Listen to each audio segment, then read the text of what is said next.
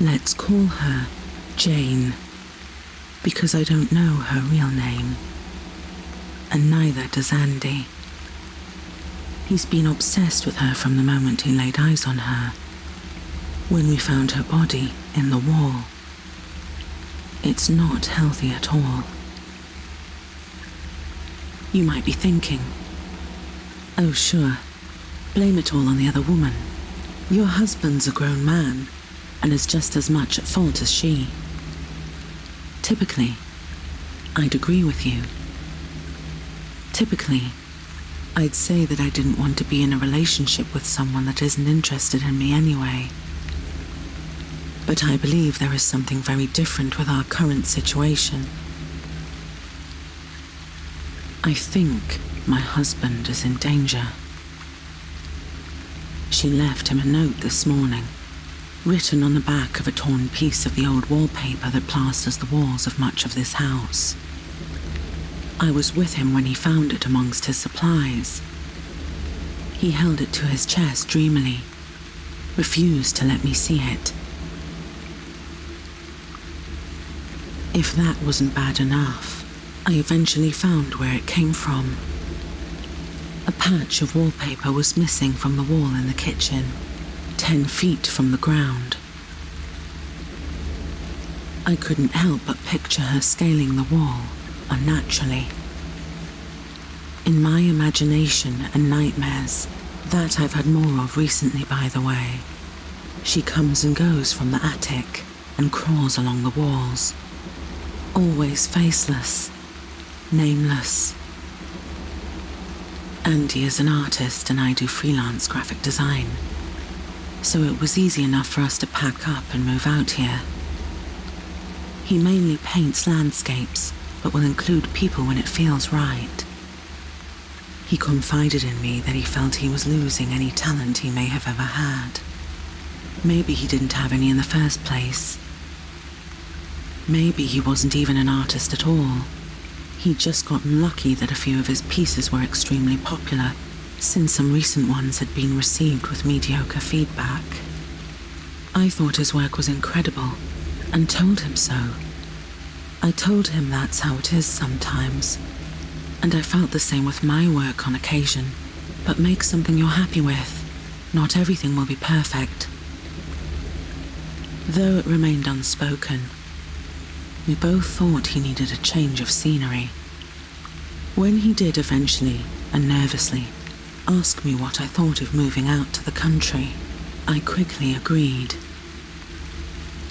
I was born in the Midwest, and still at times found life in the city to be overwhelming, not to mention expensive, considering our inconsistent paychecks. We found this little farmhouse, miles and miles from the closest town of under 500 people.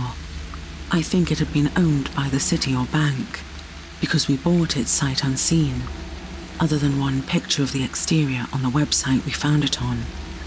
I mean, we figured it needed work, but we could afford it, so that was the major selling point. But we've made a terrible mistake that may take our lives, or at least his. It turns out that we own this house on paper only. The true owner is whatever we share this space with. As we first stepped out of the car and traversed the dusty driveway up to the house, I couldn't help but notice the items littering the yard. Like disjointed snapshots of the lives of prior residents. Disintegrating women's shoes and stained clothes half buried in the dirt. A sun-bleached jewelry box with deep and messy rips through the wood. A heart-shaped wedding frame with a squelching black liquid in place of a photograph. Of course, none of this had been in the picture of the house when we saw it online. As for the house itself, as soon as we opened the door, I knew something was off about the place. The windows didn't seem to let in enough light, despite there not being a cloud in the sky. I've since noticed that there's some sort of darkness in this house that even the brightest of days and cleanest of window panes cannot permeate. The walls were cracked and bulged in odd places where plaster looked to have been hastily and amateurly applied. A smell like that of long-forgotten food permeated the air.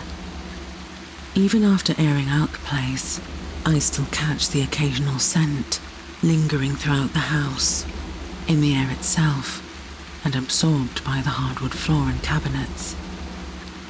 But Andy swears he doesn't smell it.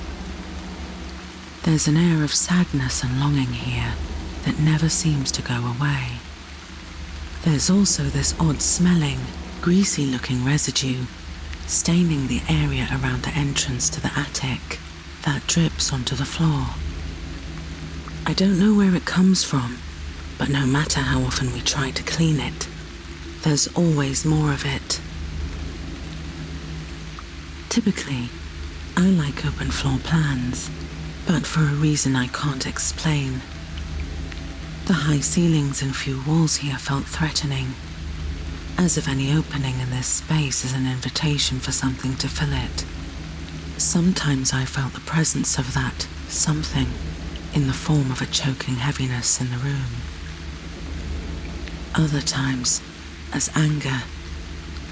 No, anger isn't strong enough. It feels like pure hatred. As we moved in our last box and locked the front door behind us, my chest tightened as I had a panicked thought. There's nowhere to hide. I still get that feeling sometimes. What I have yet to figure out is what exactly am I trying to hide from in our own house? Is it her? I wish I could describe it better, the feeling I get in this place. The weirdest thing is that Andy loves it here. He's been painting again, nearly constantly.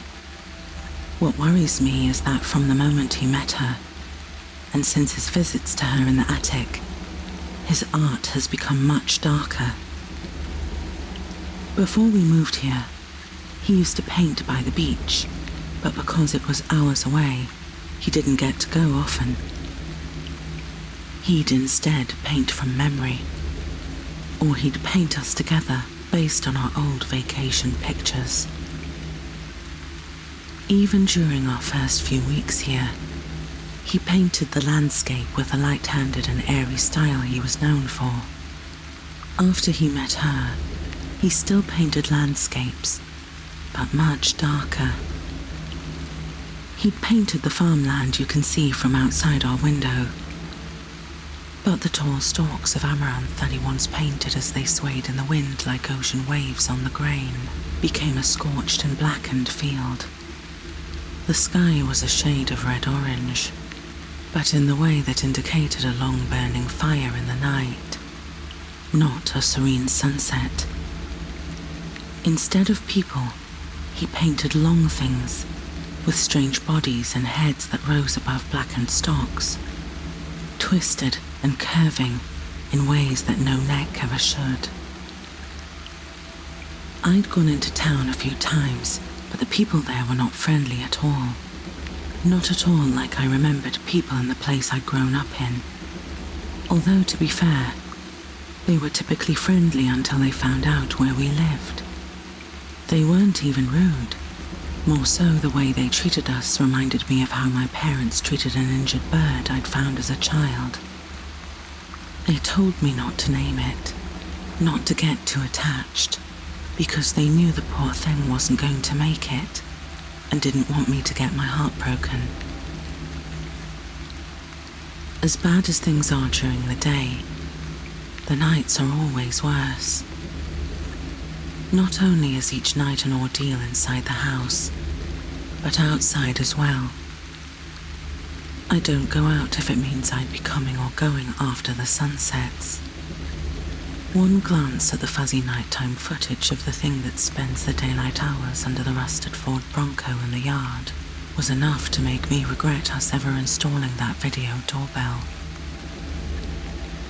The house was creepy when we moved in, yes, but it all went downhill after we tried to renovate the place.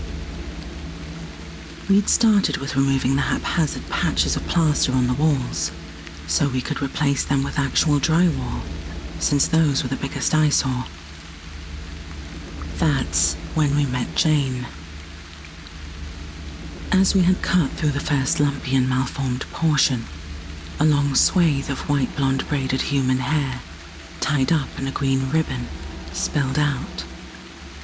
I had screamed, and Andy gasped and jumped back. The hair was stained and sticky. Parts of the head it was attached to just barely visible in the shadows beyond the opening. We didn't need to cut into the wall further to know that we'd found something terrible. Andy went to grab his phone to call the police, and I had to leave the room and buried my face in my hands. When Andy went back in, he called me over, his voice shaking. She was gone. Only a few strands of pale hair tinged red at the roots, snagged on the jagged drywall, remained to assure us that she'd ever been there at all. That was the last time we've tried to change anything about this house, but things are still going downhill fast. Although I haven't seen her again, I can feel that she's still here. Worse, he has become utterly obsessed with her. One night I woke up, hearing creaking footsteps from the attic, and panicked. I turned over to wake up Andy, but he wasn't there. I looked for him everywhere, and eventually found footprints in that liquid leading up to the attic.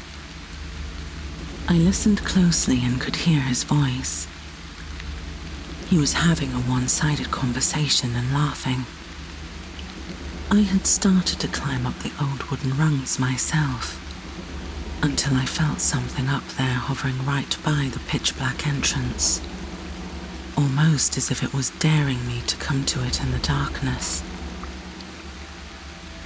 He goes up there almost every night now. When he does sleep in our bed, I swear I've woken up to him hovering mere inches from my face. The look he gives me when he does this, well, I'd never seen such a look on his face before we moved here.